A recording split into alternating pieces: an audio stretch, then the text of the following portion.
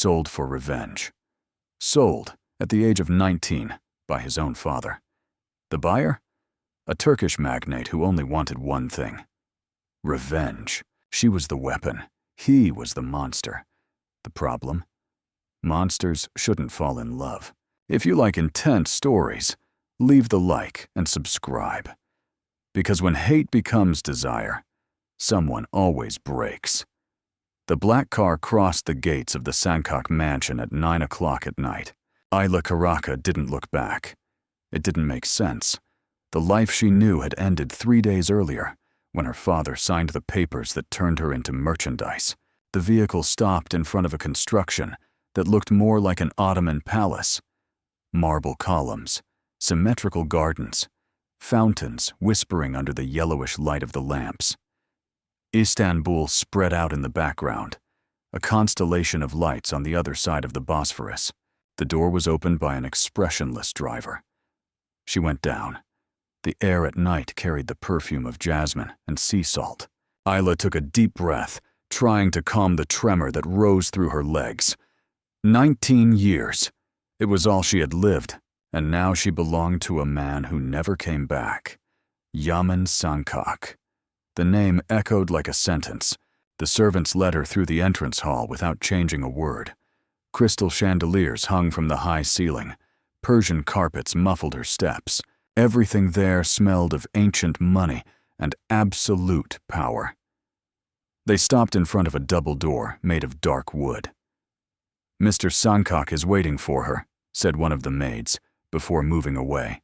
Ayla swallowed dry. Her fingers were frozen. She clasped them to hide the tremor. The door opened. The office was vast. Bookshelves covered the walls. A fireplace creaked in the corner, casting shadows that danced over the furniture of Mogno. And next to the window, behind it, was the silhouette of a man. Tall, wide shoulders, black hair. He did not turn. "Sit down." The voice was deep, without inflection, like a stone. Ayla obeyed. She sank into a leather armchair, feeling tiny. Her hands rested on her knees, her fingers still trembling. The silence dragged on. Yaman Sankok remained behind, watching the city from outside. The seconds seemed minutes. The fireplace rattled.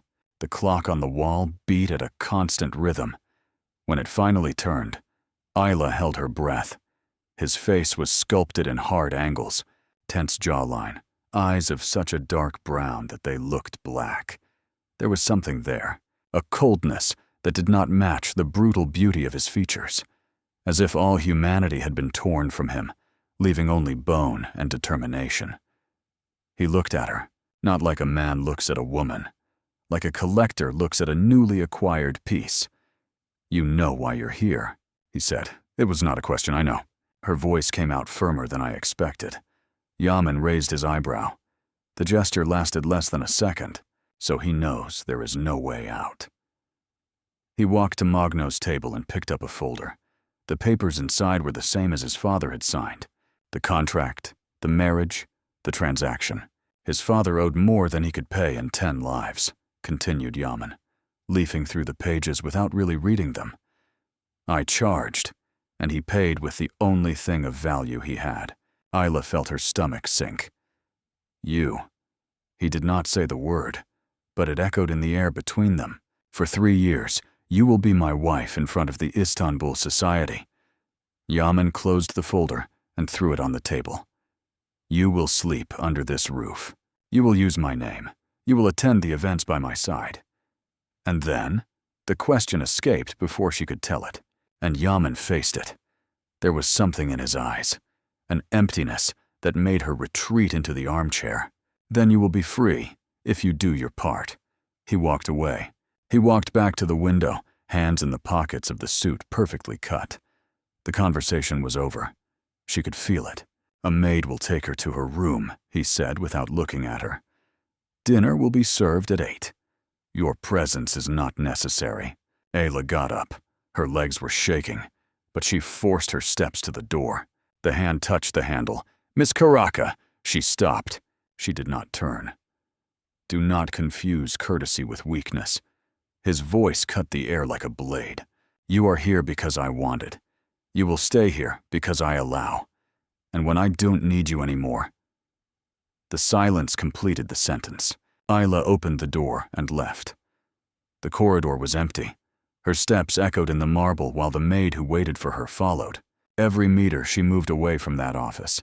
Every meter she sank deeper into that golden prison. Her room was on the east wing. It was bigger than the whole apartment where she grew up. Docile bed, silk curtains, a bathroom that looked like it had come out of a magazine. The maid withdrew with a mute reverence. Ayla was alone. She walked to the window. The Bosphorus shone down there, dividing two continents. Europe on one side, Asia on the other, and she, stuck in the middle, without belonging to any place. The tears came, silent, bitter. She dropped them. Because there, in that mansion of marble and secrets, no one would see her cry. And in the office downstairs, Yaman Sankak remained standing by the window. The impassive face, the fixed eyes at night. Revenge finally had a face, a name, a fragile 19-year-old body that slept under her roof. Everything was in place. The game could begin. A week, 7 days of silence, 7 nights of insomnia, 7 dinners where Ayla ate alone, at a table made for 20. The Sankak mansion was a maze of empty corridors and closed doors. Ayla quickly learned which rooms she could access. The library, the inner garden, the living room in the east wing. The rest was forbidden territory, and no one had to say it out loud. The maid's eyes were enough. She woke up at 7. She had breakfast alone, on a balcony with a view of the Bosphorus. The mordomo served Turkish tea and fresh breads, always in silence. Then, the hours dragged on like centuries. There was no television in her room. There was no telephone. Her cell phone was confiscated on the first night. Security measures, explained the maid with a smile that did not reach the eyes. Ayla was a prisoner, with silk sheets and 5-star meals, but still a prisoner. In the early days, she tried to explore. She walked through the gardens, touched the flowers she did not know, observed the golden fish in the artificial lake. But loneliness swallowed her. There was no one to talk to. The servants answered only what was necessary, always with reverence and low looks. She was the lady of the house, and never felt so invisible. The worst was at night. At 8, dinner was served in the main room. A dark oak table, so long that the voice echoed from one end to the other. Ayla always sat in the same place, on the right of the headboard. The place on the left remained empty. And on the headboard, Yaman. He appeared on the 3rd day. He came in without announcing himself. The impeccable dark skin, the carved face in stone. He sat on the headboard without looking at her. A servant served wine. Another brought the entrance. And the dinner took place in absolute silence. Ayla could barely swallow. His presence suffocated her. It was like splitting the table with a storm. Calm on the outside, but loaded with something she could not name. Every time his fork touched the plate, she shuddered. Every time he took the glass to her lips, she looked away. And Yaman did not say a word. When he finished, he wiped his lips with the napkin, got up, and left. Ayla stayed there, her heart pounding, the food untouched, cooling down on the plate. This was repeated. 4th night, 5th, 6th, always the same. He came in, he sat, he ate. He left, no direct look, no word, as if she were part of the decoration, as relevant as the arrangement of flowers in the center of the table. Ayla shrugged. She kept her eyes on the plate. She answered in monosyllables when the waiters asked something. She chewed without tasting. She swallowed without feeling hungry. Submission was an armor. If it did not exist, perhaps the pain would be less. On the 7th night, something changed. Yaman came in as always. He sat down as always. But this time, before starting to eat, his eyes were raised and stopped at her. Ayla felt the weight of that look like a physical touch. Her fingers creased around the fork. She did not move. She did not breathe. He observed her for long seconds. The face remained impassive, the mouth a hard line. But there was something in his eyes, a fuzz of irritation, curiosity. She could not say. Then he deviated. The dinner went on in silence, but Ayla noticed. Every few minutes his eyes returned, fast, discreet, as if he were cataloging every detail. The way she held the cutlery, the way she avoided facing him, the almost imperceptible tremor of her hands. When the dessert was served, Yaman pushed the plate to the side. "You do not eat." The voice cut the silence like a sting. Ayla raised her eyes, scared. "I eat, sir." "No." He bowed his head, studying her. "You move the food on the plate. Take the fork to your mouth. But do not eat." She did not know what to answer. Yaman leaned on the chair. His fingers drummed on the table. 1, 2, 3 times. The sound echoed in the empty room. "Are you trying to starve under my roof?" "No. So you're trying to provoke me?" "No." Her voice came out more firmly. I'm not hungry." His eyes narrowed. For a moment, Ayla saw something cross that marble face, something that seemed uncomfortable, as if her answer had bothered him in a way he did not expect. Yaman got up. The chair scratched the floor. He straightened the wrists of his leg, his jaw locked. "Eat," said the low voice. "I will not repeat." And he left. The door closed behind him with a deaf back. Ayla was motionless. Her heart beat out of control. Her hands trembled. She looked at the dessert, a Turkish sweet that she had never tasted, and felt her stomach turn. It was not hunger. It was fear, because something had changed. She turned to his eyes, in the way the jaw contracted, in the harshness of that order. Yaman Sankak did not like to be ignored, and her stillness, that silent surrender that should make her invisible, was doing exactly the opposite. It was making him see her. That night, Ayla ate, forced each bite, swallowed each piece. And when he finally went to the room, he allowed himself a question that had haunted him since the first day. "What does he want from me?" The mansion did not answer. Only the Bosphorus shone out there indifferently. And somewhere in those dark corridors, Yaman Sankak walked in circles in the office, his fists clenched, a different question hammering in his mind. Why doesn't she react? Hatred was easy to control, but that silence was starting to irritate him.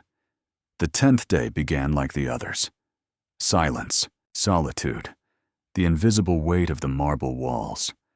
Ayla had coffee on the porch, watching the seagulls circling over the Bosphorus. The October wind brought a humid cold that infiltrated through the bones. She pressed her shawl against her shoulders and tried not to think about home.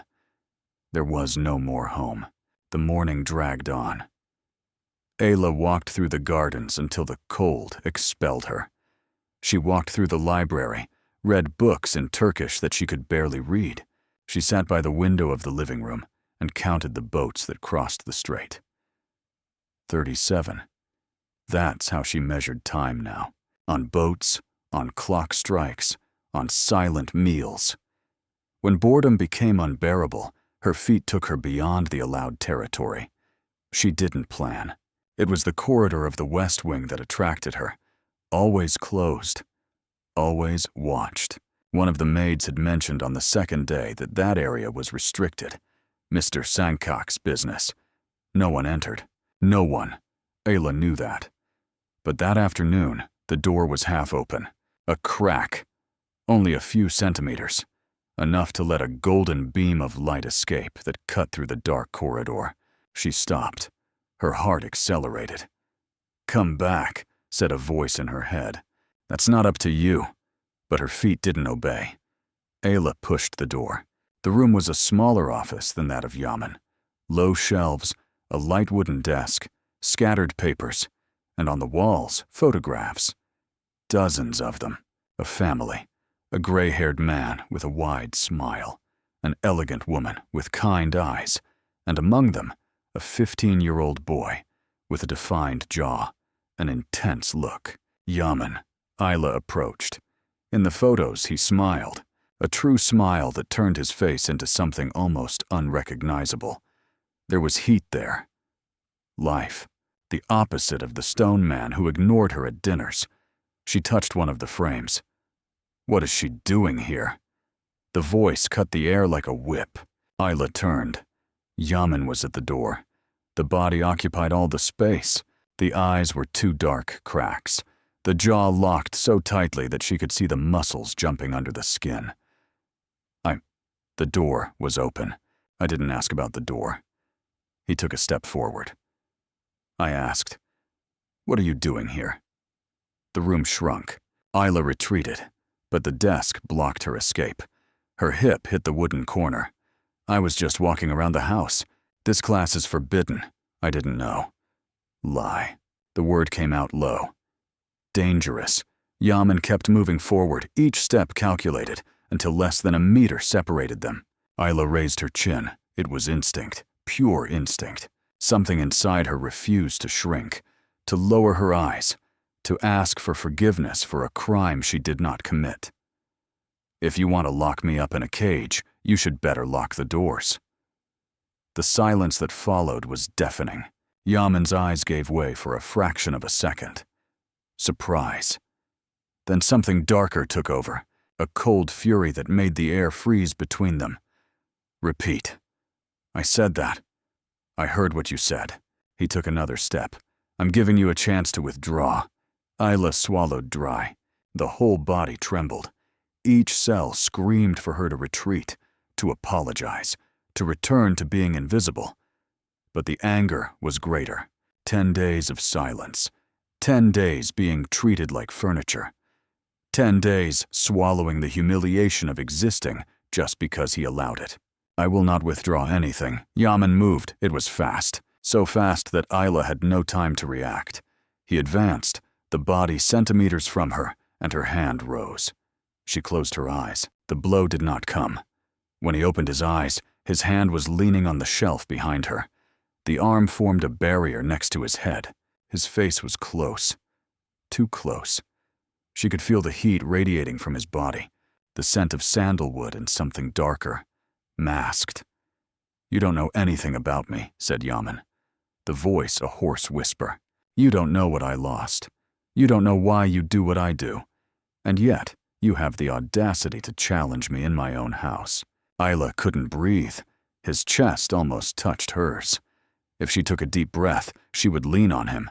Thought crossed her like a shock, leaving a trace of something she didn't want to name. Let me go, she murmured. I'm not holding you. It was true. He didn't touch her. No part of his body touched hers, but the proximity was a prison as effective as chains. Isla could feel every inch of space between them. Carried, electrified. She turned her face to escape that look. That's when it happened. The movement made his arm rub on hers, a minimal touch, skin against fabric. It lasted less than a second, but Yaman retreated as if he had been burned. He moved away in a sudden step. The breath changed, the eyes fixed on the point where they had touched. His hand closed itself in a fist next to the body. Saya, the order came strangled. Isla didn't wait for him to repeat. He shot towards the door, the heart throbbing in the chest. He crossed the corridor in quick steps, almost running without looking back. Only when he reached the security of his own room did he allow himself to stop. He leaned against the closed door. The legs gave way.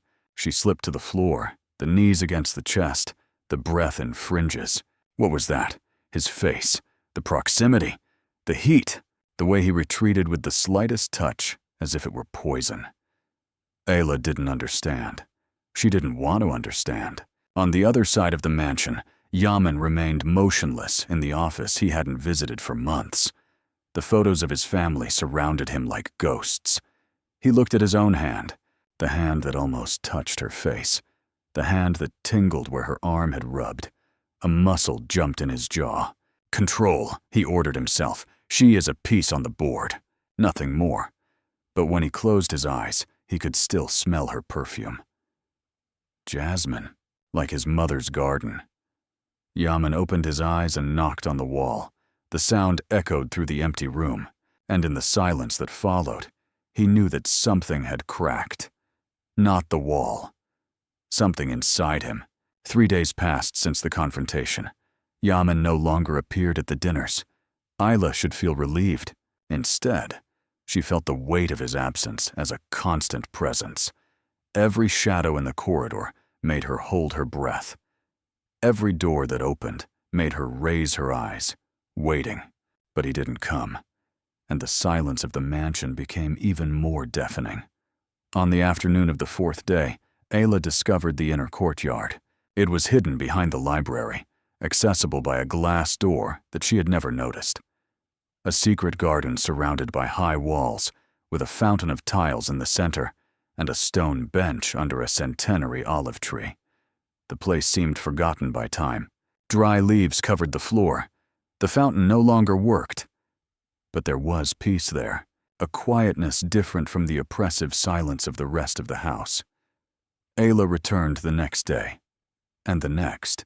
She brought a book that she found in the library, Turkish poetry that she barely understood, but whose rhythm calmed her. She sat on the stone bench, her legs bent over her body, and read in a low voice, stumbling over the words, trying to make sense of that language that was now her prison. That's where he found her. Yaman did not plan to follow her. He was in the main office, reviewing contracts, when he saw her cross the garden through the window, dark hair loose over the shoulders, the hesitant steps of those who do not want to be noticed. He should have returned to work. Instead, he got up. His feet led him to the library window. He stopped next to the glass door that led to the courtyard, hidden by the linen curtain, and observed. Ayla was sitting on the bench, the book open on her lap. Her lips moved as she read, forming silent words. From time to time she stopped, frowned, turned a few lines. Yaman recognized the book. It was his mother's. Poems by Nazım Hikmet. The blue cover unbuttoned, the pages yellowed by time. He remembered that volume in her hands, the soft voice reciting verses that he pretended not to hear. A knot formed in his throat. "Get out of here," he ordered himself. "This means nothing." But he could not move. Ayla closed the book, leaned her head on Oliveira's trunk, and closed her eyes. The afternoon sun browned her skin, creating soft shadows under the apples of her face. She seemed young, fragile, almost at peace.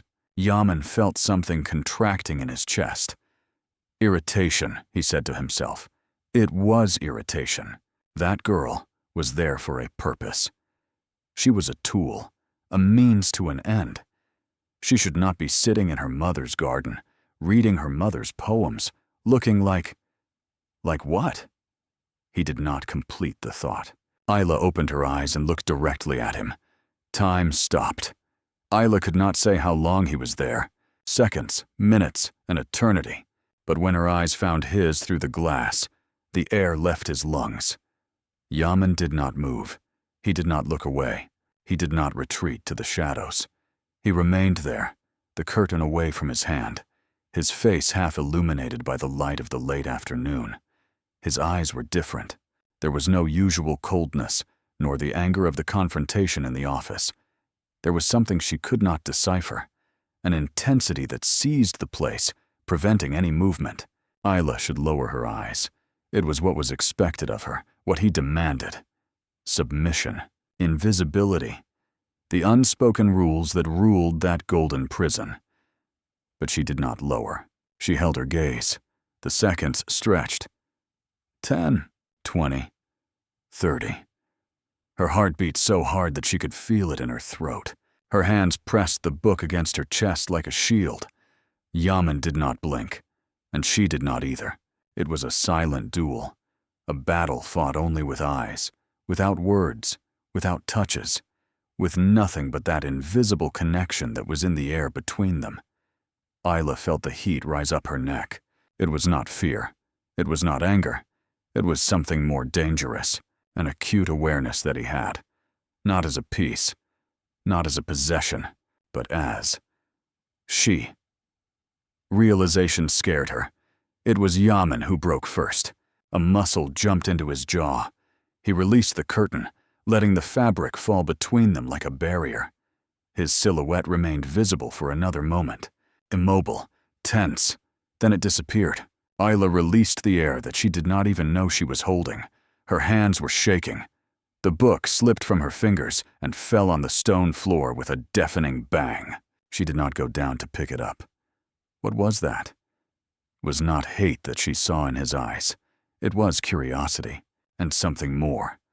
Something he tried to hide under layers of ice and silence.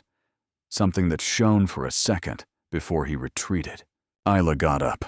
Her legs were still shaking when she crossed the courtyard, leaving the book behind.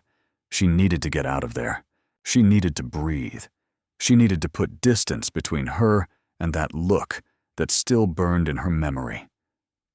She did not look at the library window, but she felt. She felt that he was there, watching.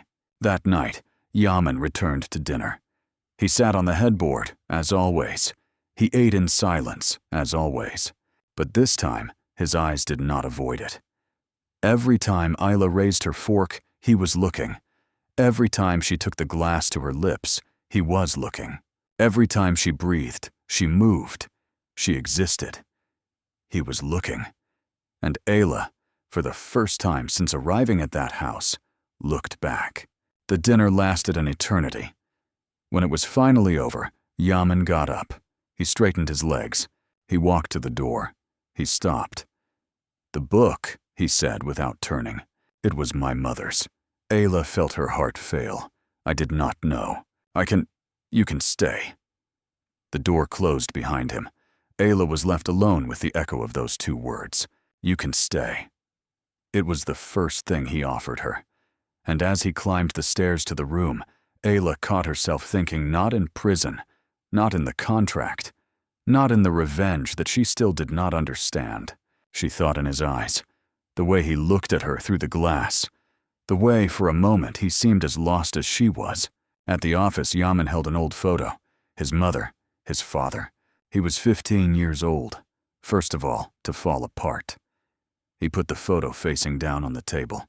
Revenge was the only way. Always was.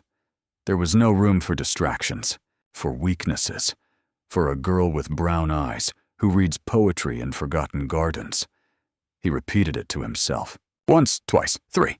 But when he closed his eyes that night, the only thing he saw was her look, supporting his. Fearless. The dress arrived at 3 in the afternoon. Red. Long. Neckline on the back that went down to the base of the spine. The fabric was heavy. Expensive. The kind of silk that cost more than his father's 1-year salary. Along with it, a black velvet box. Isla opened it with hesitant fingers. A ruby necklace rested on the white silk. The stones captured the light of the window, casting bloody reflections on the walls of the room. The governess appeared at the door. "Mr. Sankak awaits Mrs. Isla in the main hall." It was not an invitation. It was a call. Isla spent the following hours being prepared like a doll. 2 women who never came arrived with makeup bags and hair tools. They worked in silence, turning her into someone she did not recognize. The eyes were outlined in black. The lips painted in the same color as the dress. The hair stuck in an elaborate bun that exposed the neck and shoulders. When she looked in the mirror, Ayla saw a stranger, a sophisticated woman, elegant, cold, the wife Yaman Sankak wanted to show. She went down the stairs at exactly the right time. The dress whispered at every step. The high heels forced her to a precarious balance. The necklace weighed on her neck like a luxury chain. Yaman waited for her in the hall. Black suit, white shirt, no tie. The open collar revealed the base of the neck, the tanned skin. He was on his back, checking something on his cell phone, but he turned around when he heard her steps and stopped. Isla saw the exact moment his eyes passed over her, from the face to the neckline, from the neckline to the waist, from the waist to the fabric that spilled to the floor. It was an inspection. Cold, calculated, meticulous. He said nothing. He put his cell phone in his pocket and walked to her. The necklace was crooked. Before Ayla could react, his hands rose. She held her breath. Yaman's fingers touched the side of her neck, cold, firm. They fixed the necklace with surgical precision, without haste, without gentleness. His skin rubbed on hers for less than 2 seconds. It was enough for a shiver to fall down Ayla's spine. Yaman retreated. The car was waiting, and he went towards the door without looking back.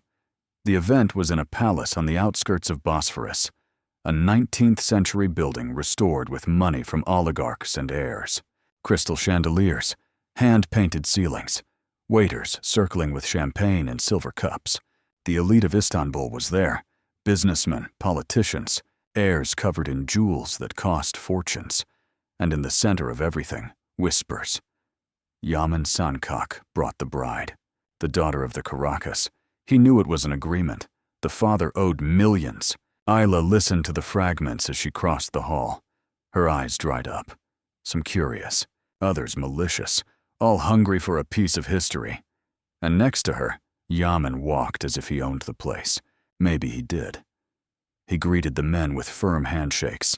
He nodded to the women with the exact cordiality of those who do not care.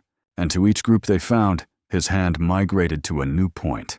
Her elbow, her forearm, the curve of her waist, short touches, functional, possessive. She is mine, said those fingers. Look, but do not touch. Ayla felt like a trophy being displayed in a showcase. At each touch, she was tense. At each presentation, my fiancé, Ayla, she smiled at the empty smile they had taught her. At each look of greed or pity of the guests, she swallowed the humiliation like ground glass. At the 3rd hour, her legs trembled with exhaustion. The heels were instruments of torture. The smile was a mask that weighed tons. Yaman's hand, always present, always firm, was a constant reminder that she did not belong to herself. It was when he guided her to a more reserved corner. You are shaking. The observation came low, only to her. I'm fine. I did not ask if you were fine. His eyes studied her. He said you are shaking. Ayla raised her chin. It's the cold. Lie. He knew. Of course he knew. Yaman Sankak was not a man to be deceived, but instead of pressuring her, he did something unexpected. He took off his own jacket and put it on her shoulders. The fabric still carried the warmth of his body. The perfume, sandalwood, musk, something she could not identify, enveloped her like a cloud. Ayla was paralyzed, her fingers clasped to the jacket's lapels, her heart in a frenzy. It is not kindness, said Yaman, before she could thank him. I do not want my bride to faint in the middle of the hall. The coldness of the words should have hurt her. Instead, Ayla felt anger. His bride, she repeated in a low voice. This is how he sees me, like an extension of himself. His eyes narrowed. You are an extension of mine, at least for tonight. And tomorrow? Tomorrow you will be invisible again.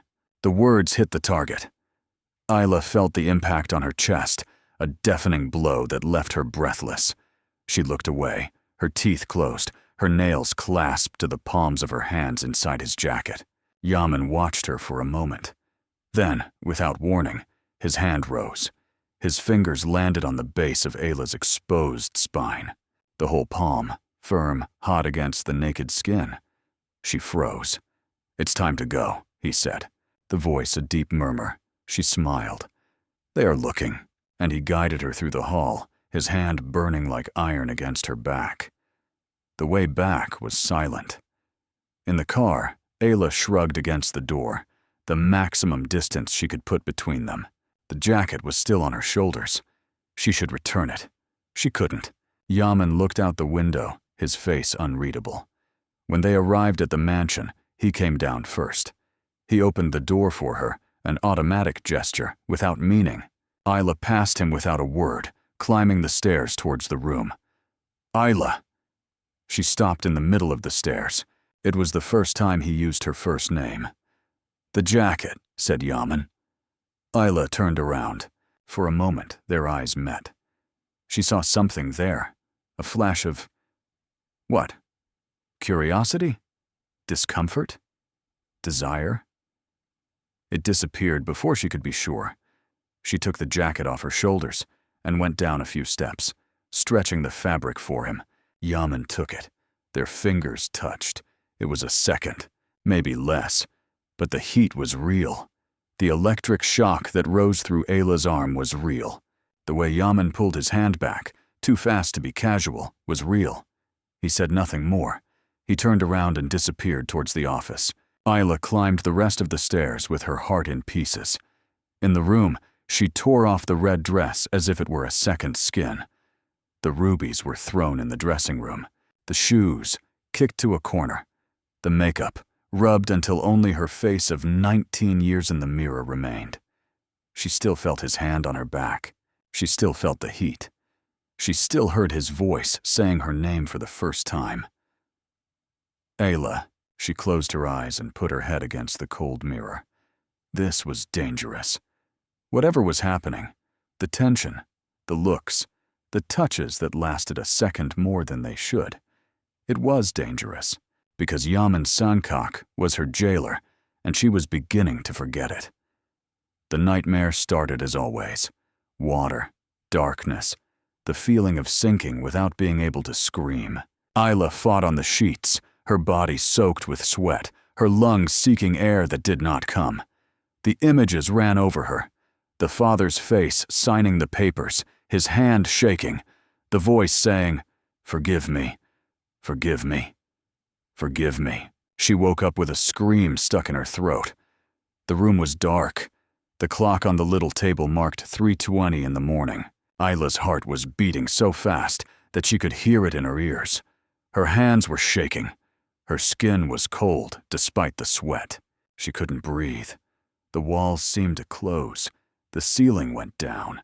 The air was dense, heavy, impossible to pull in. Ayla threw the blankets aside and ran. She didn't know where she was going. She just knew she had to get out. She needed air. She needed space.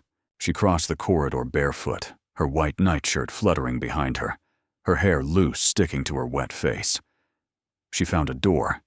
She pushed. The cold wind hit her like a slap.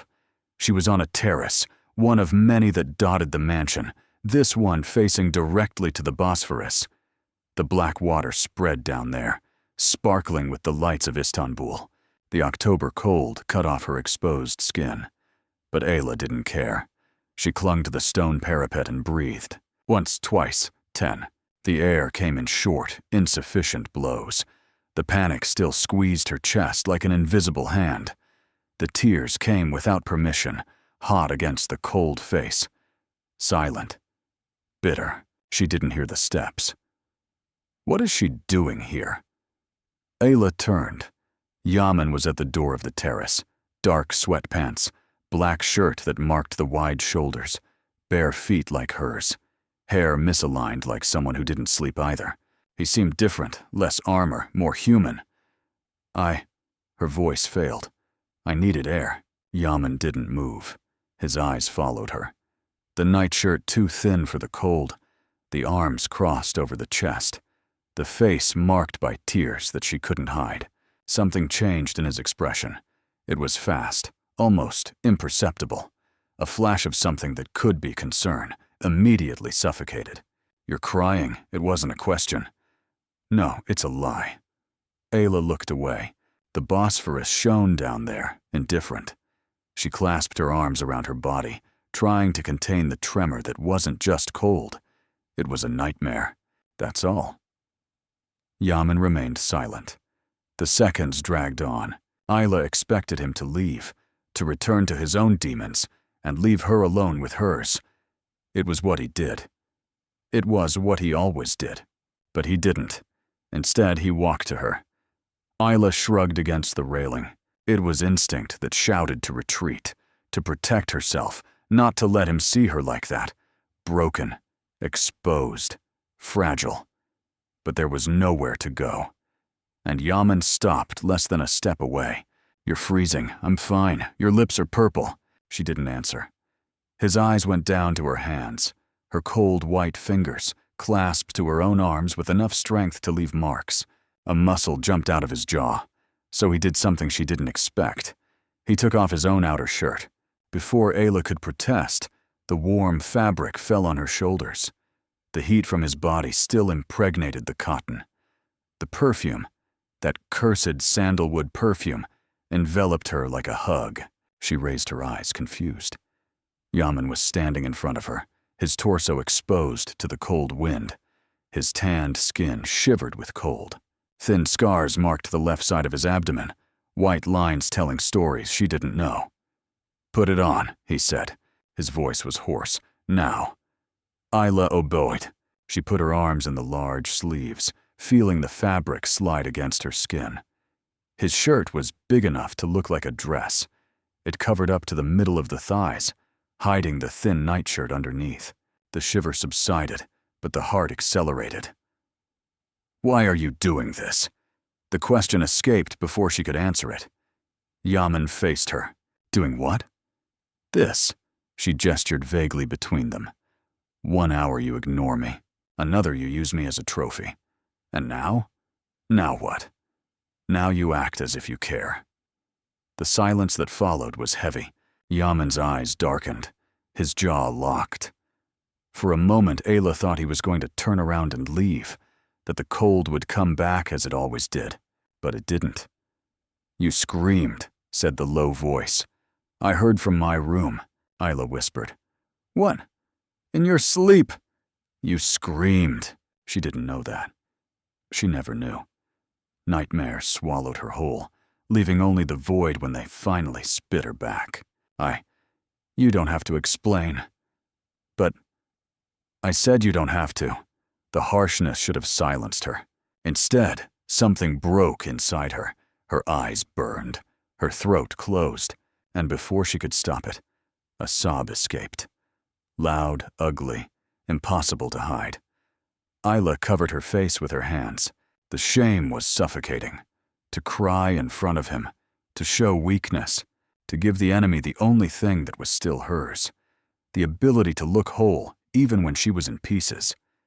She waited for the scorn, the contempt, the calculated silence that reminded her of how small she was. What came was different. A hand touched her wrist. Firm fingers, hot despite the cold. They wrapped the thin bone with a pressure that was firm, but not brutal. Ayla lowered her hands, her eyes wide open, tears still running down her face. Yaman held her. His eyes were fixed on hers, dark, intense, impossible to decipher. The hand on her wrist didn't squeeze or let go. It just anchored. "Breathe," he said. The order was simple. Ayla obeyed, pulled the air, let it go, pulled again. The panic began to retreat, replaced by something equally disturbing. The acute awareness of that touch, of the heat of his fingers, of the proximity that had never been like this. The seconds stretched out until her breathing finally stabilized, and Yaman let her go. He stepped back. The cold of the night invaded the space he left. "Go back inside," said the voice, "back to the usual neutrality. Tomorrow we will have visitors. I need you to be presentable." As if nothing had happened, he turned around and disappeared through the door. Ayla was alone on the terrace. His shirt was still warming her. Her pulse was still throbbing where his fingers had been. The Bosphorus was still shining, regardless of the chaos that settled within her. She touched her own pulse. The skin was hot, marked by something invisible that she knew would not disappear so soon.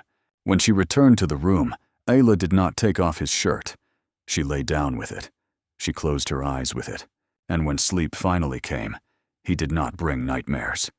He brought the scent of sandalwood and the ghostly sensation of firm fingers holding her pulse in the dark. On the lower floor, Yaman was standing in front of the office window, his torso bare, the cold cutting his skin. He looked at his own hand, the hand that touched her, that acted before his brain could prevent it. Error, he said to himself. This was an error.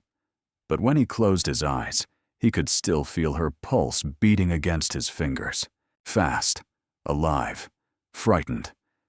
And something inside him, something that should have been dead a long time ago, moved. Visitors arrived at noon, men in suits, lawyers from what Ayla could understand. Hours passed, locked in Yaman's office, muffled voices crossing the thick walls. She picked up fragments as she walked down the corridor. Contracts, acquisition. The Demirs will fall. Demir, the name stuck in her mind. Ayla knew the Demirs. Everyone in Istanbul knew. One of the most powerful families in Turkey. Owners of banks, hotels, half of the country's real estate sector. Untouchable, or so she thought. When the lawyers finally left, the sun had already set. The mansion dived into the usual silence. The employees gathered. The lights went out one by one. Ayla should have gone to the bedroom. Instead, she went down. She found Yaman in the library. He was with his back to the door, a glass of whiskey in his hand, his eyes fixed on the fireplace flame. His jacket had been discarded. His tie was loose. The first buttons of his shirt were open. He seemed tired. More than that, he seemed to be carrying a weight that was crushing him inside. Ayla stopped in the doorway. Who are the Demirs? The question cut the silence. Yaman didn't turn around. Are you spying on my meetings? Now? I was passing by the corridor. I heard the name. I decided it was my business. I've been in this house for weeks. Ayla took a step inside. I'm used as your bride at events. I sleep under your roof. I eat your food. I use your clothes. Her voice gained a thread of steel. I think I have the right to some answers. Yaman finally turned around. His eyes were dark. Not as usual. There was something else there, a storm that made Ayla hesitate. Right? He laughed without humor. You have no right to anything. You are here because your father sold you to pay his own debts. The words hit like punches. Ayla felt the impact in her chest but didn't retreat. I know why I'm here. What I don't know is why. She took another step. Why me? Why this wedding theater? What do the Demirs have to do with it? Why do you care? I do care. Why? The question came loaded with something she didn't expect. Frustration, exhaustion, as if he was as tired of carrying that weight as she was of living in that uncertainty. Ayla took a deep breath. Because I saw the pictures, she said. In the forbidden office. Your family. You when you were younger. Smiling. Yaman's face closed. You don't know what you're talking about. So tell me. She took another step, then another, until she was a few meters away from him. Tell me what happened. Tell me why you're like this. Why do you live in this huge house alone, surrounded by employees who are afraid of you? Why do you look at the Bosphorus every night, as if you were waiting for something that will never come? Stop. Why did you bring me here if you just wanted to ignore me? Why do you touch me as if I were burning? Because. I said to stop. The glass of whiskey flew.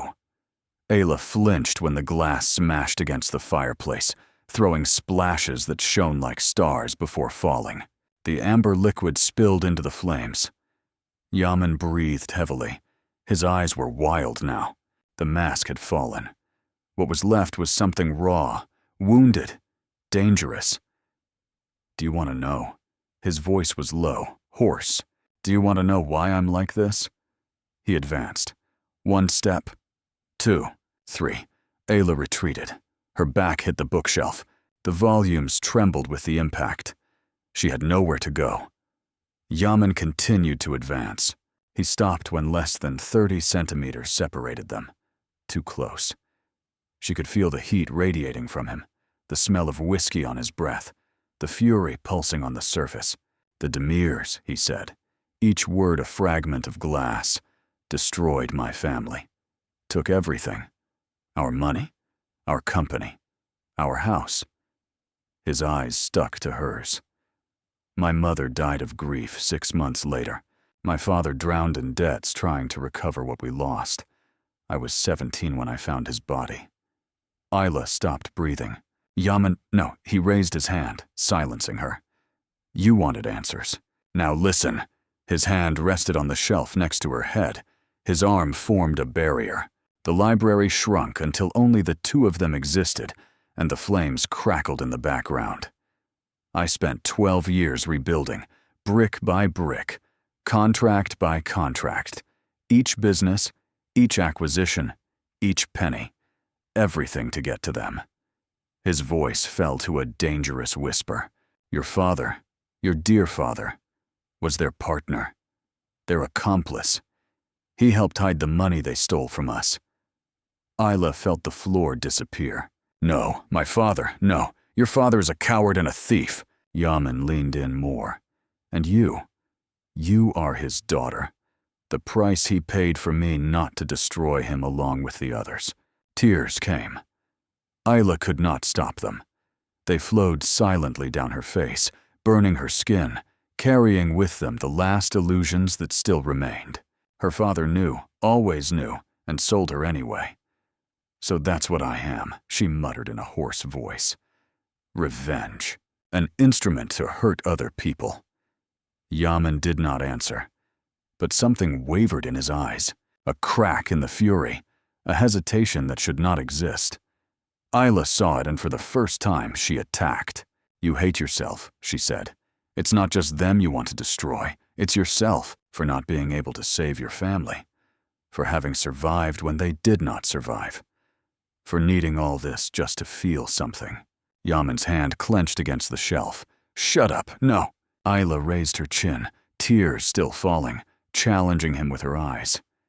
You brought me to this house. You made me part of this sick revenge. The least you can do is listen to the truth. What truth? That you are as trapped as I am. The silence that followed was deafening. Yaman faced her. His eyes burned, his jaw locked with such force that she could see the muscles jumping. His chest went up and down in short, irregular breaths. Then he moved. His other hand rose. His fingers wrapped around Ayla's chin, forcing her to face him. The touch was firm, not gentle, not brutal. Something in the middle, a restraint that cost more than she could imagine. You don't know anything about me, he said. I know you're afraid. I'm not afraid of anything. Be afraid of me. His eyes gave in. For a fraction of a second, the mask fell completely. Isla saw what was underneath, the pain, the loneliness, the despair of a man who had spent 12 years building a fortress only to discover that it was locked from the inside. Yaman leaned in. His face went down towards hers. Isla felt his breath against her lips, hot, irregular, charged with something that was both fury and desire. Her eyes closed, her heart raced. A centimeter, perhaps less, was all that separated them. And then he stopped. His breath collided with hers, but the contact didn't come. Isla opened her eyes and found his. Troubled, wild, fighting a battle she couldn't see. Yaman retreated. It was a sudden movement, almost violent. He moved away as if burned, running his fingers through his hair, his chest shaking. Get out, said the strangled voice. Yaman, get out. Ayla didn't argue. She passed him with trembling steps, her whole body vibrating, her lips tingling with the kiss that didn't happen. At the door, she stopped. She looked back. Yaman was with his back to her, his hands resting on the mantel, his head low. His shoulders were shaking. Ayla left. That night, neither of them slept. She, replaying each word, each touch, each centimeter of distance that he didn't cross. He, burning with the certainty that he had gotten too close, and in the silence of the mansion, something had changed. The line was crossed. There was no way to pretend that it was just revenge. 2 days passed in silence, and Yaman didn't show up at the dinners. He didn't cross paths with her in the corridors. He didn't watch her from windows or dark corners. It was as if he had become a ghost in his own house. Isla should have felt relieved. She felt empty. His words still echoed in her mind. Your father is a coward and a thief. The revelation had cracked something inside her, the last illusion, that she had been a victim of circumstances, not of choices. Her father knew, always knew, and delivered her anyway. She spent the days in the courtyard, under the olive tree. The book of poetry was still on her lap, but the words didn't make sense anymore. Nothing did. Isla felt adrift, stuck between the hatred she should feel for Yaman and something more confusing, more dangerous. The near kiss haunted her, the heat of his breath against her lips, the way his eyes had opened as if he were as surprised as she was, the brutal restraint that made him retreat when each fiber of his body seemed to want to advance. "You are afraid of me," she said. And for a second, he seemed to agree. On the morning of the third day, Isla woke up with a throbbing headache. The cold of the night on the terrace and the exhaustion of the confrontation with Yaman had taken their toll. Low fever, painful body, throat in flames. She tried to get up, and the room spun. She fell back on the pillows. She stayed there, floating between sleep and waking, the hours getting confused in a blur of sweat and chills. At some point, a maid appeared. She said something about calling a doctor. Ayla murmured that she did not need to. The maid insisted. She did not hear the answer. Sleep pulled her back. When she woke up again, the room was different. The curtains had been closed, blocking the light that hurt her eyes. A humidifier hummed softly in the corner, releasing steam that relieved her dry throat. On the nightstand, a tray with tea, honey, and lemon waited for her, and in the silence of the room, a book. Isla forced herself to sit up. Her head was still spinning, but the fever had subsided. She reached for the book with trembling fingers and looked at the cover. Poetry. Not the volume of Nazim Hikmet she had been reading. This was different. Blue leather cover, new pages, smell of fresh ink, a translated edition, into English. Isla's heart beat fast. She opened the first page. A printed dedication said, "For those who seek words in strange lands." It was not the calligraphy of Yaman. It was a generic dedication, part of the edition. But someone had chosen that book. Someone had noticed that she was struggling with the Turkish. Someone had cared enough to find a version she could read. The door opened. Isla raised her eyes. The governess came in with a second tray, hot soup, fresh bread, more tea. "Mr. Sankak had it prepared," said the woman, putting the tray on the bed. "He asked to inform you that the doctor would come in the afternoon, in case the fever did not subside." Isla remained silent. She opened the book. It arrived this morning. The governess adjusted the pillows behind her. "He ordered it last night. Express delivery. Last night." While she was burning with fever, Yaman was ordering books for her.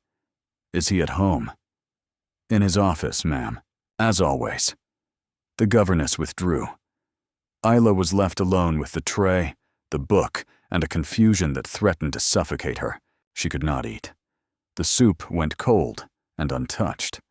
The tea was drunk in small gulps, more by obligation than by will. But the book, she did not let go of the book.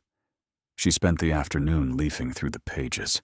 The poems were about longing, about loss, about loving in silence, and carrying the weight of unspoken words. Each verse seemed chosen by hand, not by a computer algorithm, but by someone who understood what it meant to be lost in a place that was not his.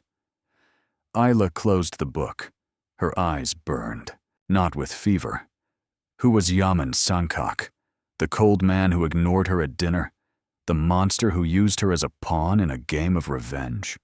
Or the broken boy in the photographs, who lost everything at 17 and spent his whole life trying to recover what could never be returned? She did not know, but she needed to find out. Ayla got up at dusk. Her body was still protesting, but the fever had subsided. She wore a robe over her nightshirt, the same silk robe she found in the closet when she arrived, and went down the stairs. The mansion was silent. The servants had already retired. Only the lights in the main corridor remained on, guiding her like breadcrumbs. Yaman's office was at the end of the corridor. The door was half open. A flash of golden light escaped onto the marble floor. Isla stopped in front of it. Her heart was beating too fast. Her hands were shaking from cold or nervousness. She did not know what to say. She took a deep breath. She pushed the door. Yaman was sitting at the desk, papers spread out in front of him, a glass of whiskey next to him. Reading glasses, which she had never seen before, rested on his nose, smoothing the hard lines of his face. He raised his eyes when she entered. For a moment, neither of them moved. Then Yaman took off his glasses, put them on the table, and waited. "You should be resting," said the neutral voice. "I know. Did the fever go down?" It did. The silence stretched between them. Ayla took a step inside, then another. Her bare feet made no noise on the Persian carpet. She stopped on the other side of the desk, fingers pressing the book against her chest. Yaman looked at the volume. Something passed through his eyes. Something he tried to hide, but he was not fast enough. "You read it," he said. It was not a question. "I read it, and?" Ayla swallowed dryly. The words tangled in her throat, refusing to leave. There was so much she wanted to say, so much she did not understand. The hatred, the kindness, the way he pushed and pulled her at the same time, always keeping her at the edge of something she could not name. But what came out was simple. "Thank you." Yaman sat still. His eyes studied her. The silk robe, the loose hair, the pale face from the fever, the vulnerability she could not hide. "It's just a book," he said. "No," Ayla shook her head. "It's not." She walked around the desk. Yaman leaned back in his chair but did not get up. His eyes followed her cautiously as she approached. She stopped next to him, close enough to touch. Her heart throbbed. Slowly, she extended her hand. Her fingers landed on his. It was a light touch, almost imperceptible. Her skin against his skin. Hot, alive. Charged by something that neither of them could name. Yaman held his breath. His eyes went down to their joined hands. They stayed there for a long time, studying, absorbing, trying to understand. When they returned to her face, there was something different about them. Not coldness, not anger. Something closer to surrender. Ayla whispered his name. The name sounded like a prayer. He did not answer. She just kept her hand on his, fingers shaking lightly, her whole body vibrating with the intensity of that minimal contact. The seconds stretched. Then, slowly, Yaman turned his palm up. His fingers interlaced and gripped hers. It was a small gesture, almost invisible, but for both of them, it meant everything. Ayla felt her tears rise, not out of sadness, out of something she still had no name to describe. They stayed like this for a moment that seemed eternal. Interlaced hands, synchronized breaths, two enemies who had forgotten for a moment that they should hate each other. It was Yaman who broke the silence. "You need to rest," said the hoarse voice. Ayla nodded, but did not move, and he also did not let go of her hand. When she finally returned to the room, it was already midnight. The book was still in her arms. The heat of his hand was still burning in her fingers, and the confusion in her chest had turned into something more dangerous. Certainty. Something had changed, not just in the mansion. In her. At the office, Yaman remained sitting in the same position. His eyes were fixed on the hand she touched, the hand that was still tingling, the hand that, for the first time in 12 years, did not want to push anyone away. He closed his eyes, and he knew he was lost. A week passed. Something had changed in the mansion. The air seemed less heavy. The corridors less cold. The silent dinners gave way to meals where occasionally words were exchanged. Little things. "The weather is changing. The soup is good. Did you read more of the book?" Fragments of normality that should not exist between them. Ayla did not know what that meant. Yaman remained distant. He still spent most of the time locked up in the office. He still treated her with a formality that made him look impersonal. But there were cracks in the armor. Eyes that lingered a second longer. Fingers that grazed hers when he passed the salt. And the book. always the book she read in the courtyard while she felt his eyes on the windows. On Friday night, the rain came, not the thin drizzle of the Turkish autumn, a real storm. Thunder that shook the walls, lightning that tore the sky over the Bosphorus. The power went out shortly after 10, diving the mansion into darkness. Isla was in the room when the lights went out. The darkness was absolute, dense, suffocating. She tried not to panic. Her heart raced at each thunder. The corridor was equally black. Candles had been lit in some corners. The employees worked fast to illuminate the main spaces. Isla followed the light. She went down the stairs, guided by the handrail. The main room had a lit fireplace. The flames cast dancing shadows on the walls, and next to the fire, standing, was Yaman. He turned when she entered. The orange light sculpted his face in dramatic angles. His eyes seemed darker like this, more intense. The thunder roared outside, making the windows shake. "Electricity must return in a few hours," he said. "The emergency generator is being turned on." Isla felt it. She didn't know what to do. Go back to the dark room? Stay there, in his presence, with the storm roaring outside and the fire crackling between them? The decision was made for her. "Sit down," said Yaman, pointing to the sofa next to the fireplace. "It makes no sense to wait in the dark." She obeyed. She sank into the soft leather, her legs curled up under her. Yaman stood still for another moment. Then, to her surprise, he sat on the other end of the sofa. The silence settled, but it wasn't the hostile silence of the first few weeks. It was something different. Charged, yes, but also expectant. It was Ayla who broke first. "Do you miss them?" Yaman turned his head. "Who?" "Your parents." A muscle jumped in his jaw.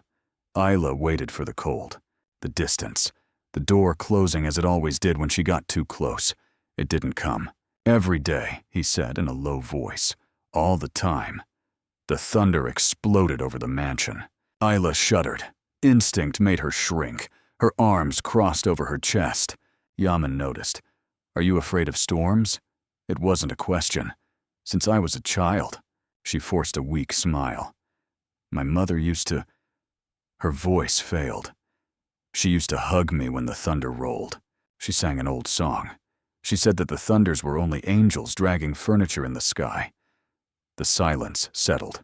"And now?" Yaman asked. "Now there's no one." The words came out before she could contain them. Cruel. True. Isla looked away, ashamed of her own vulnerability. She heard Yaman move. When she looked again, he was closer.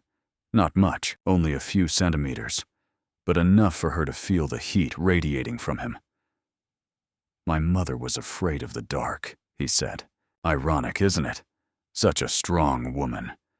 But when the lights went out, she needed someone close." Ayla faced him. He never spoke of his mother. Not like that. Not with that sad softness that made her heart tighten.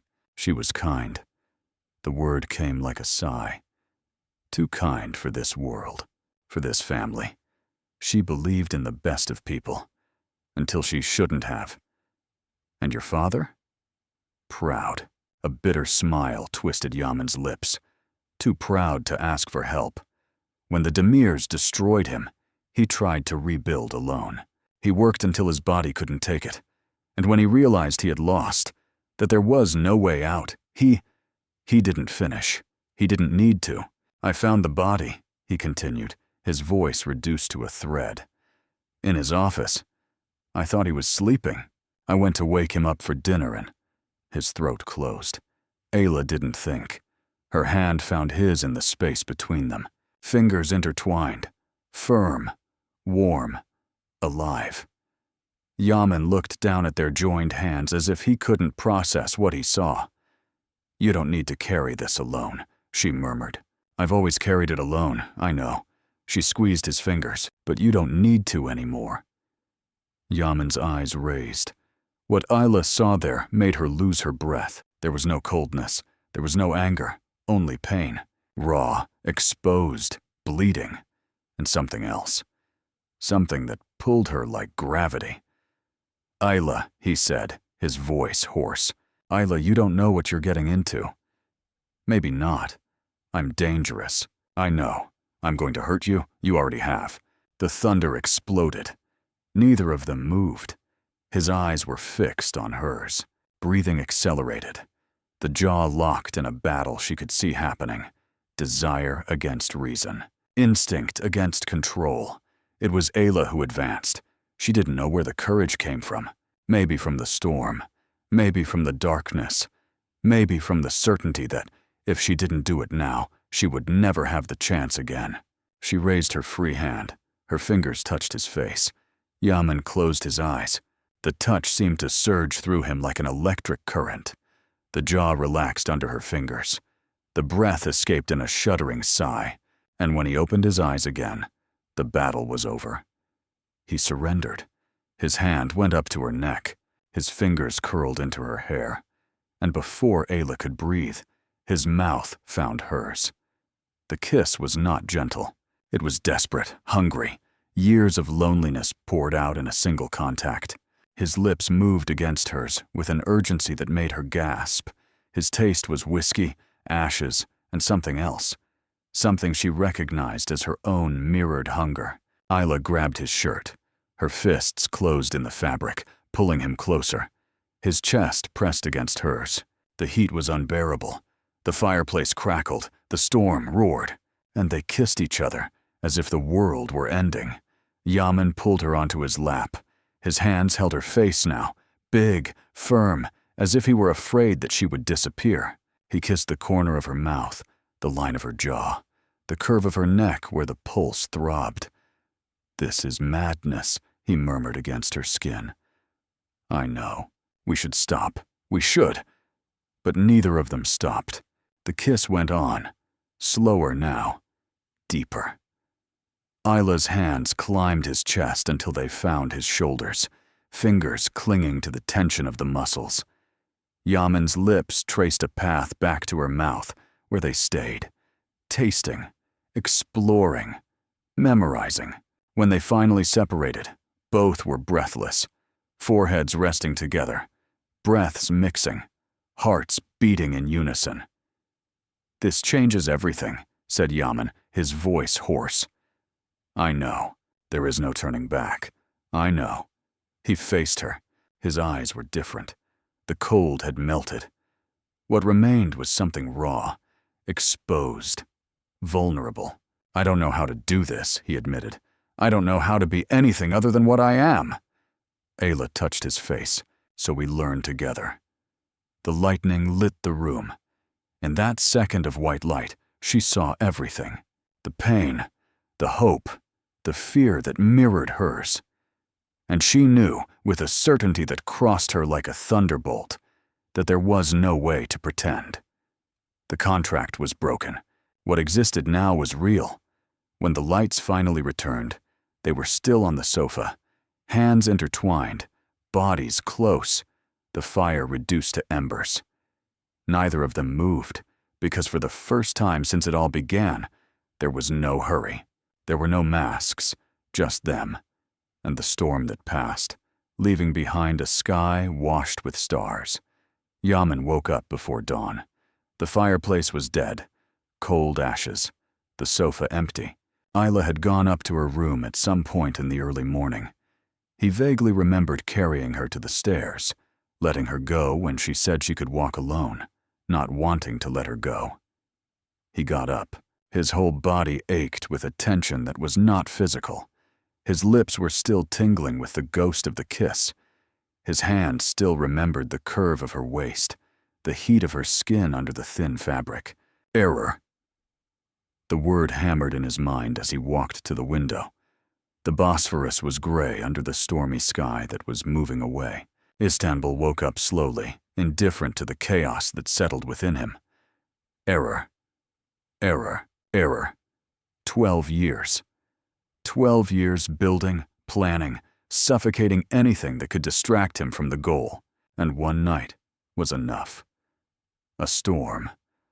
A girl with sad eyes reading poetry in his mother's courtyard. Yaman clenched his fists. This could not continue. Ayla went down for coffee at 9. The table was set as always. Turkish tea, fresh breads, fruit of the season. But Yaman's chair was empty. Mr. Sankak left early, informed the governess. Meetings in the city. He said he does not know when he will return. Ayla's heart sank. Did he leave any message? No, ma'am. The governess withdrew. Ayla was alone with the coffee she could not swallow. So that's it, she thought.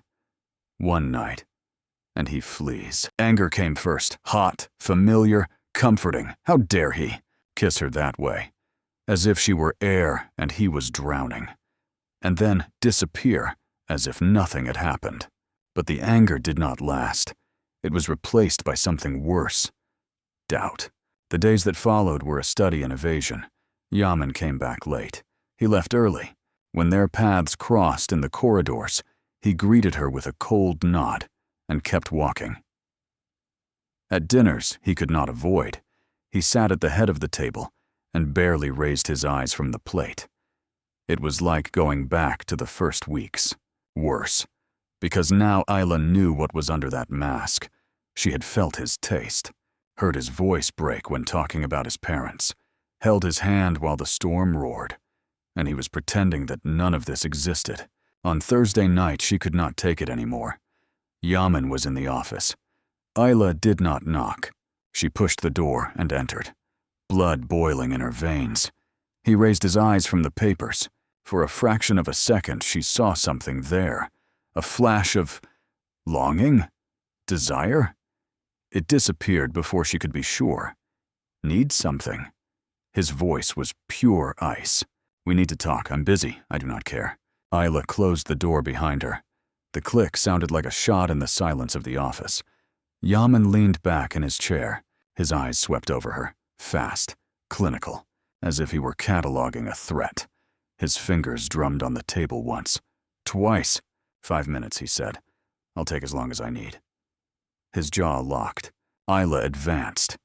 She stopped on the other side of the table, palms resting on the wood. Her heart beat too hard, but she refused to show fear. What are you doing? She asked. Working. No. She leaned forward. What are you doing to me? His eyes narrowed. I do not know what you're talking about. You know, yes. Her voice gained a sharp edge. A week ago, you kissed me. You held me as if I were the only real thing in the world. And now you act as if I were... She sought the word. Invisible. You're exaggerating? I am. Ayla circled the table. Yaman stood up with a start. The chair scraped the floor.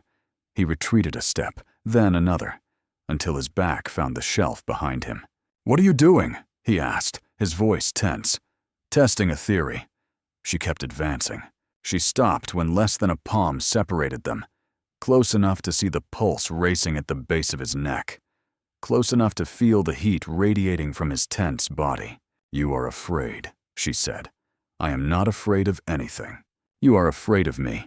His eyes flashed. This is ridiculous, so kiss me again. The silence that followed was deafening. Yaman faced her. His breathing was irregular, fists clenched at his sides. All the control he had cultivated for 12 years hung by a thread. No, said the word, forced through his teeth. Why? Because I should not have done it the first time. But you did. It was a mistake. The word hit Ayla like a slap. She retreated. A small, instinctive step. The pain crossed her face before she could hide it. And Yaman saw. She knew he saw because something broke in his expression, too. Ayla. No, she raised her hand. You are right. It was a mistake. I am a mistake. This whole house is a mistake. That's not what I meant. So what did you mean? He did not answer.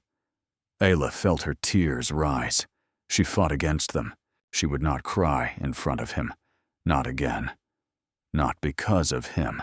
Do you know what your problem is? Said the trembling voice. You spent so much time preparing for revenge that you forgot how to be human.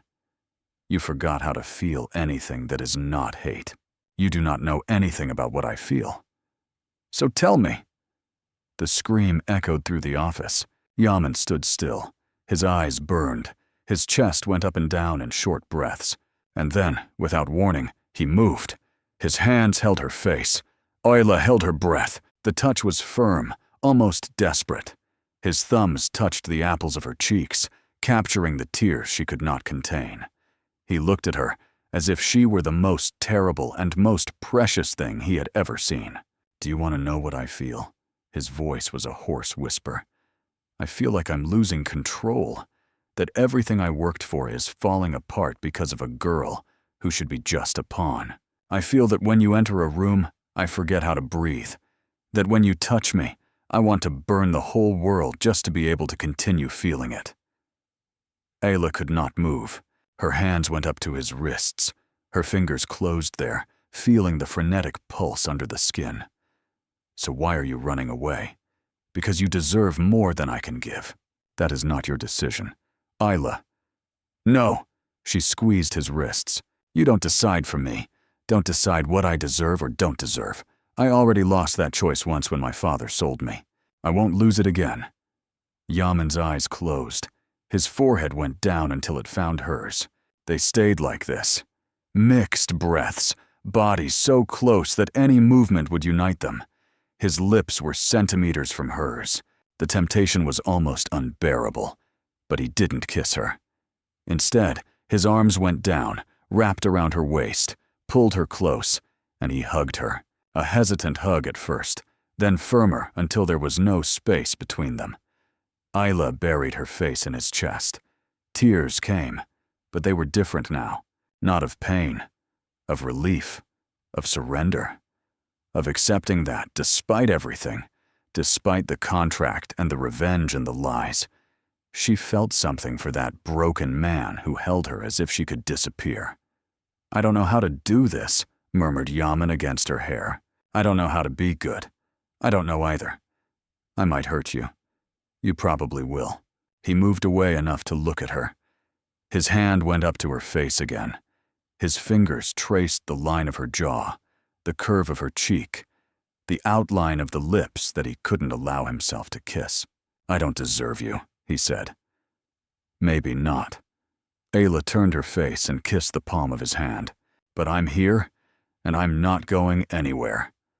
The silence stretched between them, charged, trembling, full of unspoken promises and unnamed fears. Yaman put his head against hers again, and they stayed like this in the darkened office, while Istanbul shone from the other side of the window. Two broken hearts trying to remember how it was to feel whole. That night, Yaman accompanied her to the bedroom door. They didn't go in. They didn't kiss. But before they separated, he held her hand for a long time. "Tomorrow," he said, "we need to talk about everything." "I know. The plan, the Demirs, your father." He hesitated. "Us." Ayla's heart accelerated. "Us." Yaman looked at her, and for the first time she saw something beyond fear. Hope, small, fragile, but real. "Us," he confirmed. He let go of her hand and disappeared into the dark corridor. Ayla entered the room with her heart in shambles, not of pain, of possibility. And while she lay in bed, a single thought accompanied her to sleep. Maybe it's not too late for either of us. The promised conversation never happened. The next morning, the lawyers arrived. 3 men in dark suits and folders full of documents that Yaman signed without hesitation. Ayla watched them from afar, from the top of the stairs, trying to decipher the fragments of conversation that escaped through the open door. "Tomorrow, the assembly. The Demirs will not be able to turn back." Her stomach sank. Tomorrow. 12 years of planning culminating in 24 hours. And Yaman did not look for her for the rest of the day. Not even the next day. The mansion turned into a war headquarters. Constant phone calls, closed-door meetings, employees running with coffee trays that came back untouched. And Ayla, once again, was invisible. But this time, the invisibility hurt differently. On the eve of the assembly, she found him on the terrace. It was past midnight. The Bosphorus was a silver ribbon under the full moon. Yaman was leaning on the parapet. His jacket was discarded. His shirt sleeves were rolled up to his elbows. He seemed exhausted. Not the tiredness of a bad night's sleep. The tiredness of a lifetime carrying a weight that threatened to crush him. Isla stopped beside him. She said nothing. The minutes dragged on in silence. The cold November wind cut the exposed skin, but neither of them moved.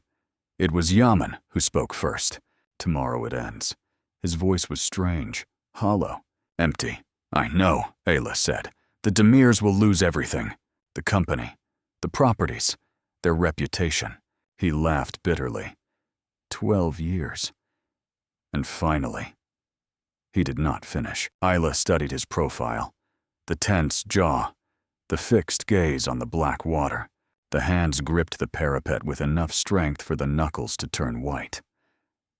"You do not look happy," she observed. Yaman turned his head. His eyes found hers. And what Ayla saw there made her lose her breath. Pain. Not the old calcified pain he carried as armor. Something new. Fresh. "Bleeding. Your father," he said. Ayla's heart froze. "What about my father?" Yaman moved away from the parapet. He ran his hand through his hair. He walked a few steps. Then he came back. His agitation was almost palpable. A caged animal looking for an exit that did not exist. "He was a minority partner," he finally said, "of the Demirs. He helped hide the funds they stole from my family." "I told you that," she said. "What I didn't tell." He stopped walking. "What I didn't tell is what will happen to him when the Demirs fall." Isla felt the floor disappear. "What?" "The evidence I gathered. The documents. The transactions." Yaman faced her. "Your father is in all of them. When I present everything tomorrow, he will fall along with them. Prison, lawsuits, everything." The air escaped Ayla's lungs. She took a step back. You knew that? All this time?" "Yes. I was going to do it anyway. It was the plan." It was. The word hung suspended between them. Yaman looked at her. His eyes were two dark wells of conflict. Battles fought in silence. Decisions too heavy for a single night. "Your father destroyed my family," he said in a low voice. "He knew what the Demirs were doing. He helped hide it. And when my father tried to fight back, your father closed the doors. All the banks, all the contacts. My father died because he had nowhere else to go." Ayla felt the tears rise. "I did not know. I know you did not know. You were a child. I know." His voice cracked. "And that's why." He did not finish. Ayla faced him. The tears ran down her face now, but she did not care. "So what?" Yaman closed his eyes. His fists clenched. His jaw locked. His whole body seemed to fight against something invisible, against 12 years of hatred that had become his reason for existing. "I can withdraw the evidence against him," he said, his words torn out by force. "The Demirs fall. Your father is left out." Isla's heart stopped. "What?" "You heard me." "Why?" She took a step forward.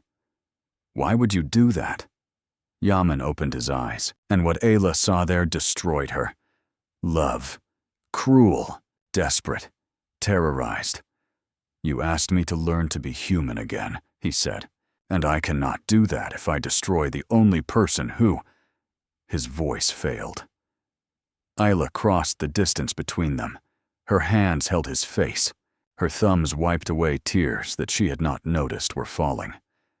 Yaman Sankak, the ice magnate, the architect of revenge, the man who swore never to feel anything again, was crying. "Yaman," she whispered, "I do not know who I am without hatred." The confession came broken. "If I give up revenge, what's left?" "You," she said. "You are left. And if it is not enough—" Ayla felt her heart break and rebuild itself at the same time. "It is enough for me." Yaman faced her. His eyes sought hers, looking for lies, looking for mercy, looking for any reason not to believe. He found nothing but truth. "My father," Ayla began. "I know what he did. I know he sold me." Yaman's hands rose to cover hers. "But he is your father. And if I destroy him, a part of you goes with him. And his voice failed again. I cannot. Why? The question was a whisper. Yaman put his forehead against hers. Because at some point between the contract and now, you became more important than revenge, than everything. His breath hitched against her lips, and that scares me. Ayla closed her eyes. Tears were still falling, but they were not of sadness. They were of something she had no name to describe, something too immense to fit into a single word. So choose, she murmured, here, now, the hatred or me. The silence lasted an eternity. Then Yaman kissed her.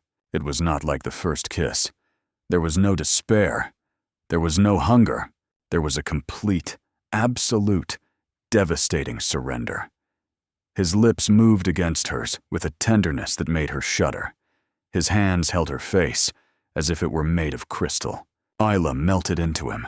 Her arms wrapped around his neck, her body molded to his, and when the kiss finally deepened, there was no more doubt. There was no more fear. Just them. Yaman moved away to breathe. His forehead remained glued to hers, eyes closed, lips swollen from the kiss. You, said the hoarse voice. I choose you. Ayla sighed. He kissed her again. Longer this time. Slower. A kiss that was a promise and an excuse and a declaration, all at the same time. When they parted, both were breathless. And now? She asked. And Yaman looked at her. For the first time since she had known him, his face was at peace.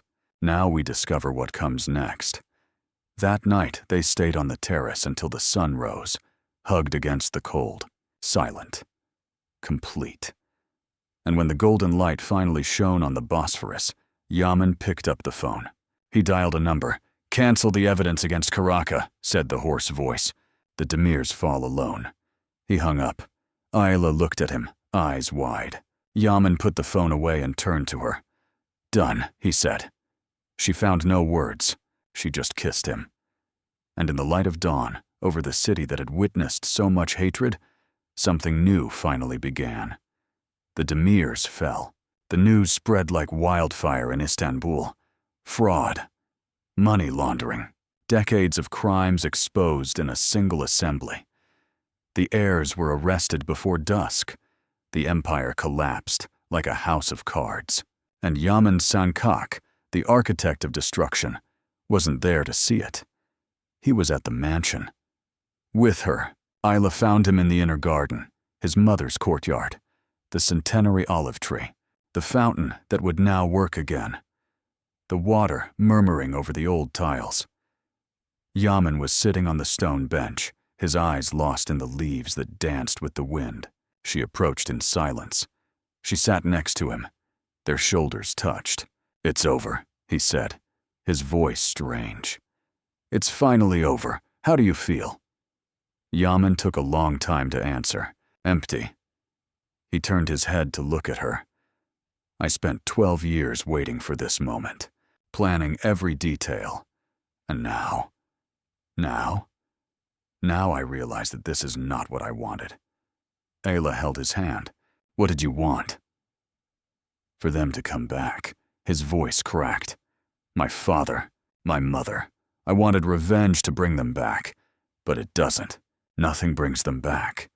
Tears fell down his face. Ayla didn't try to dry them. She just stayed there, holding his hand, while 12 years of pain finally found a way out. The tears came, uncontained. A man learning to cry again after a lifetime pretending he didn't need to. When it passed, Yaman raised his eyes. There was something different about them. Lightness. Thank you, he said. For what? For reminding me that there is still something beyond hatred. Ayla touched his face. It always existed. You just needed someone to show you.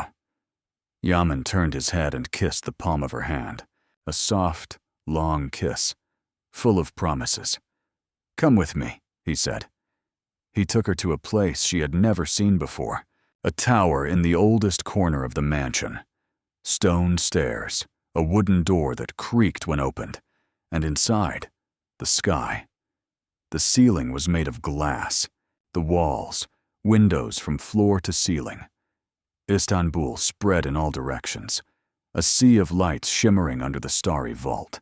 The Bosphorus cut the city like a silver artery. Ayla lost her breath. "It was my mother's favorite place," said Yaman in a low voice. "She came here to see the stars. She said she could talk to them. It's beautiful. I've never brought anyone here." He turned to her. Until now, the air changed.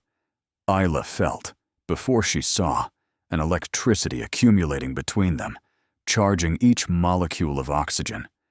Yaman's gaze was dark, intense, hungry in a way she recognized, because she felt the same. "Ayla," he whispered, "I know. I need you to be sure. I am. Because if you come into this with me," he took a step forward, "there's no turning back." "I don't want to go back." Yaman closed the distance. His hands found her waist. They pulled her close. The heat from his body crossed the thin fabric of her dress, warming the skin that begged for more. Ayla raised her face. His lips found hers. The kiss began slow, deep, a silent recognition that there were no more barriers. Yaman's hands climbed her back, fingers tracing the line of her spine, leaving traces of fire where they passed. Ayla arched against him. A whisper escaped her, low, involuntary. Yaman swallowed the sound with his mouth, deepening the kiss until she forgot how to breathe. Yaman. The name came out as a plea. He backed away just enough to look at her. His eyes were dark, dilated, his breathing irregular.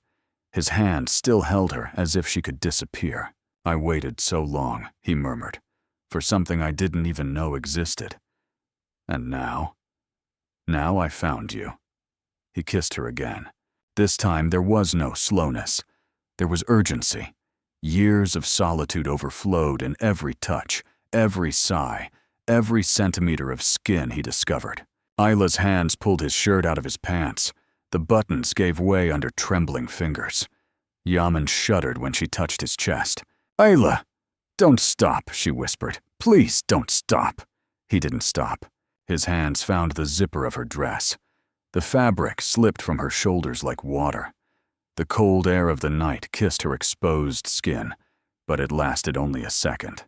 The warmth of Yaman's body enveloped her immediately, warming, protecting, adoring. They sank onto the cushions spread over the floor. The city shone outside. The stars witnessed in silence. And under that glass roof, two bodies met for the first time. Yaman touched her as if she were sacred. Each kiss was a prayer, each caress a promise. He mapped her skin with lips and hands, memorizing curves and valleys, drawing out sighs that echoed in the empty tower. Ayla surrendered. There was no more fear.